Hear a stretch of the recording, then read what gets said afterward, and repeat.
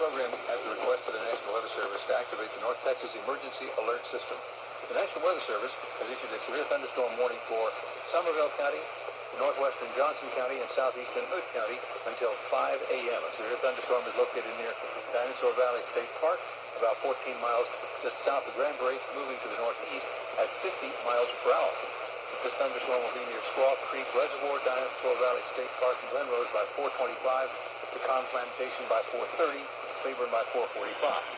Once again, a severe thunderstorm warning issued for Somervell County, for northwestern Johnson County, and southeastern Hood County until 5 a.m. A severe thunderstorm located near Dinosaur Valley State Park, 14 miles south of Granbury, moving northeast at 50 miles per hour.